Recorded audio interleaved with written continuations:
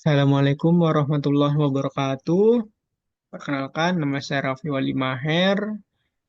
Kali ini saya akan membacakan materi UAS dengan mata kuliah Manajemen Strategis dengan dosen pengampu yaitu Bapak Joko. Kali ini saya akan membacakan materi UAS yang berjudul Pertumbuhan Pesat Sektor E-commerce di Indonesia. Latar belakang, sektor e-commerce di Indonesia telah mengalami pertumbuhan pesat dalam beberapa tahun terakhir, didorong oleh peningkatan penetrasi di internet dan perubahan perilaku konsumen yang beralih dari belanja offline ke online. Menurut laporan Ekonomisnya 2023, sektor e-commerce di Asia Tenggara diproyeksikan tumbuh dengan total gross merchandise value atau GMV senilai 186 miliar dolar US pada 2025, dengan Indonesia penyumbang sekitar 82 miliar dolar AS pada tahun yang sama. Strategi bisnis dan inovasi produk. Itu contohnya Tokopedia dengan program WIB-nya dan tren live shopping secara langsung untuk promosi produk. Strategi bisnis dan inovasi produk, yaitu perusahaan-perusahaan e-commerce di Indonesia menerapkan berbagai strategi untuk meningkatkan daya saing dan pertumbuhan bisnis.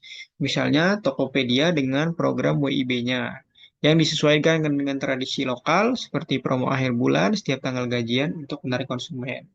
Yaitu contoh lainnya itu dengan tren live shopping. Ini menjadi inovasi penting dalam strategi pemasaran, di mana penjual memanfaatkan siaran langsung untuk mempromosikan produk mereka melalui platform marketplace atau media sosial. Analisis SWOT sektor e-commerce. Dalam konteks manajemen strategi, analisis SWOT dapat digunakan untuk menilai posisi perusahaan e-commerce di Indonesia, itu dengan kekuatan atau strength meningkatkan penetrasi internet yang signifikan, mencapai 78% pada 2023 dan diproyeksikan tumbuh menjadi 86% pada 2030.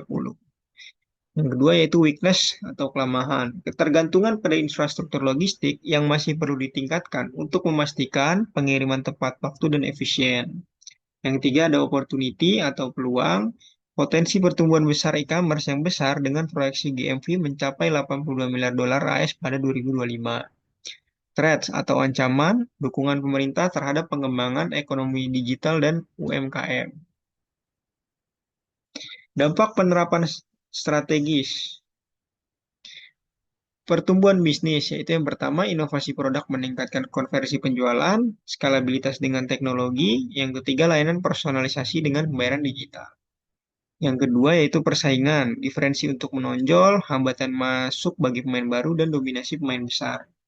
Pelanggan yaitu pengalaman belanja lebih baik, loyalitas pelanggan meningkat, keputusan pembelian lebih cepat. Nah, ini yang pertama dampak terhadap pertumbuhan bisnis. Seperti yang tadi sudah dijelaskan, strategi diferensiasi yang fokus pada inovasi produk akan langsung berdampak pada pertumbuhan bisnis.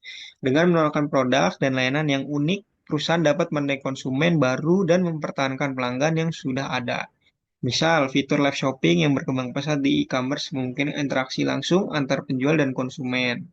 Skalabilitas, yaitu dengan memanfaatkan platform digital dan teknologi yang efisien, perusahaan bisa meningkatkan kapasitas mereka untuk melayani lebih banyak pelanggan dengan biaya yang lebih rendah.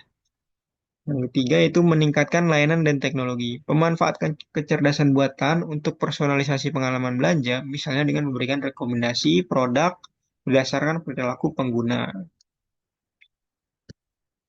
Dampak terhadap persaingan, yaitu persaingan yang ketat. Persaingan di sektor e-commerce makin ketat dengan banyaknya pemain besar dan kecil yang berlomba untuk merebut pangsa pasar.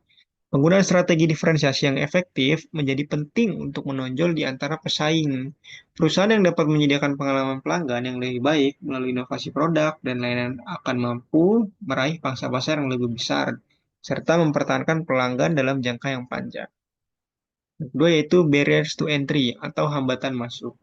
Dengan meningkatnya ketergantungan dengan infrastruktur logistik dan teknologi yang lebih canggih, perusahaan baru akan lebih sulit untuk bersaing dengan perusahaan yang sudah mapan. Namun, bukan berarti perusahaan baru tidak akan sustain, yaitu perusahaan yang tidak beradaptasi dengan perubahan, misalnya gagal mengoptimalkan logistik atau teknologi canggih, dapat tertinggal dalam persaingan. Maka inovasi sangat dibutuhkan agar tetap berada di depan. Yang ketiga yaitu efek dominasi pemain besar. Pemain besar seperti Tokopedia, Bukalapak, Shopee, dan lain sebagainya memiliki kapasitas untuk melakukan diskon besar, promosi menarik, dan program kemitraan yang luas. Hal ini dapat menekan profitabilitas perusahaan kecil dan menengah.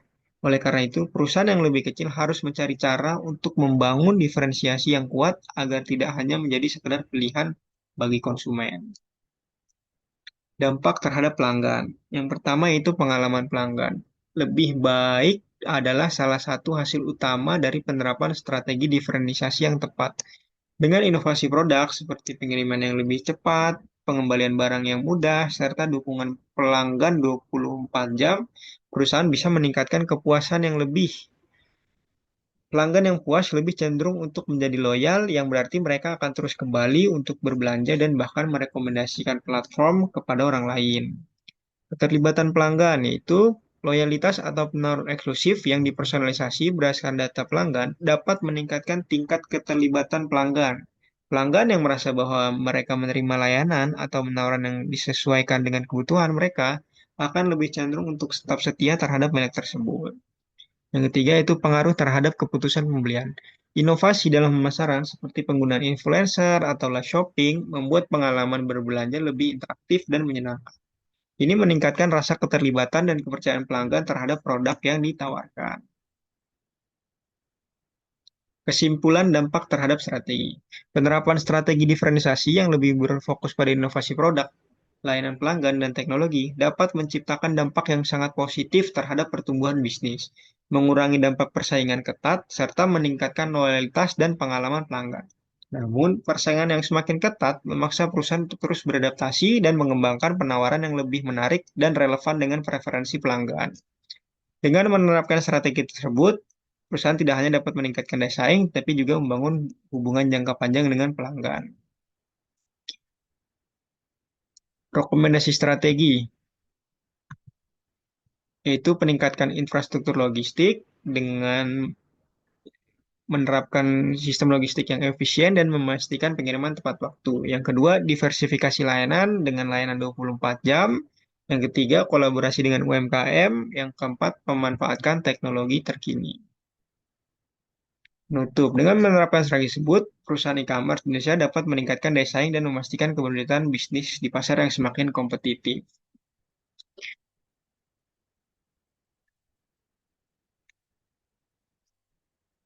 Demikian paparan saya kali ini.